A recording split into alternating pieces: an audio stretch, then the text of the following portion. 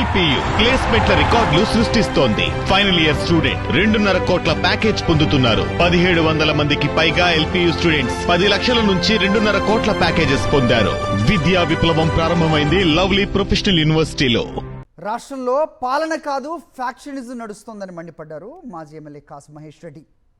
YS Jagan ప్రతిపక్షంగానే కాదు ప్రజాపక్షంగా నిలబడ్డారన్నారు.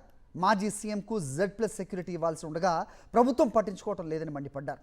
పొగాకు రైతులకు న్యాయం చేయమని కోరితే దాడులు చేస్తారని ప్రశ్నించారు. తమ పార్టీ కార్యకర్తలను బలి తీసుకున్న జగన్పై బురద చల్లాలని చంద్రబాబు చూస్తున్నారని ఫైర్ అయ్యారు మాజీ ఎమ్మెల్యే కాసు మహేష్ రెడ్డి. మరి అటువంటి సమయంలో పొగాకు రైతు కొరకు పోయి అక్కడ గళం విప్పుతానన్న జగన్మోహన్ రెడ్డి గారిని అక్కడున్న తెలుగుదేశం రైతులే స్వాగతిస్తుంటే ఈయన వస్తే న్యాయం జరిగిద్ది, ప్రతిపక్షం నిలదీసిద్ది, కనీసం మాట నిలబెట్టుకొని ఎక్కడన్నా చంద్రబాబు నాయుడు గారు ఇంకొంచెం డబ్బులు ఏమన్నా ఇస్తాడేమని ఆశపడ్డారు. జగన్మోహన్ రెడ్డి గారు శాంతియుతంగా పోయారు. ప్రభుత్వం సెక్యూరిటీ ఇవ్వాల.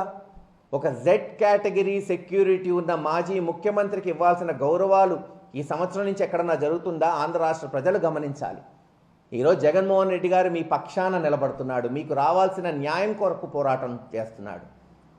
అయినా ప్రభుత్వం ప్రతి అడుగులో జగన్మోహన్ రెడ్డి గారిని తొక్కడానికి ప్రయత్నం చేస్తుంది. ఒక 5గురినో 6గురినో కానిస్టేబుల్స్ని ఇస్తారు.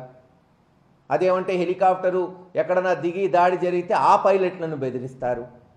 తెనాలి పోతే అదే ఘటన, మరో దగ్గర కర్నూలు పోతే ఇంకో ఘటన.